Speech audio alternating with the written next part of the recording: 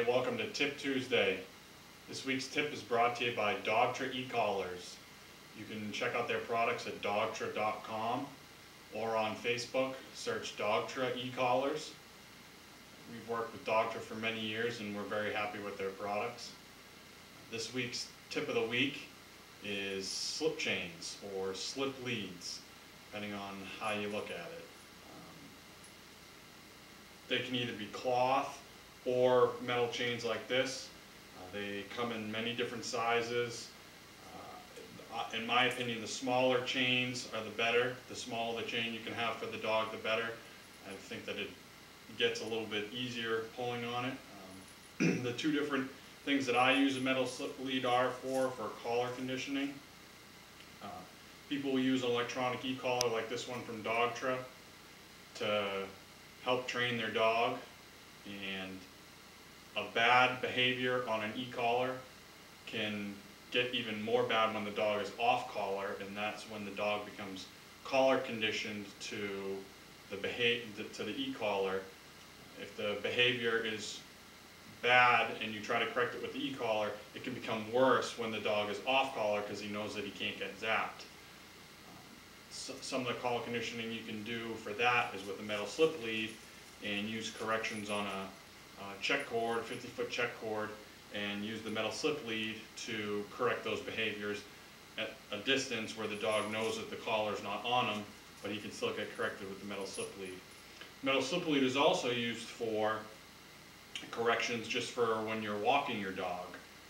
If you're walking your dog and you have a regular collar on the dog and you're pulling on the dog, correcting your dog, telling your dog no, all you're doing is pulling on your dog's throat with that flat buckle collar, and the dog's going to just react against that resistance and pull against the resistance, and you can actually hurt your dog that way. With a metal slip lead, the dog will pull against it, and when he pulls against it, it's going to hit his front muscles here in the front and not go around his neck and not pull on his throat. So it forms to the dog's neck when you're pulling on it. It also makes a noise when it's pulled, and the dog can hear that noise and will associate it with a quick check of that, and you make the noise. You don't even have to pull as hard, and the dog will hear that and back off his resistance a little. The dog is going to act on the resistance. So when people have a dog that pulls, the dog's going to keep pulling when you keep that leash tight. The best thing for a pulling dog is a loose leash and a slip chain, because you can give them the correction and tell them no, and then give them the loose leash. If you have a tight leash the whole time and the dog's pulling you on the walk, he's going to keep pulling because he's going to work against that resistance. Metal slip lead, to a lot of people, it looks dangerous. It looks like it's going to hurt the dog because it's metal, but that's totally the opposite of what it is. It's actually a lot safer than a flat buckle collar because it's going to pull against those muscles. Now, if you use a metal slip lead and you're pulling up on the dog is going to get choked. Pulling up is not the way to do it. You need to follow the line of the dog's back and pull back with that. If you're holding the leash, you pull back, and that is going to follow the line of the dog's back. That will pull the metal slip lead on the dog's muscles right here and not his throat, which is a safer way to correct the dog, and the dog will listen a lot better than a flat buckle collar with a metal slip lead.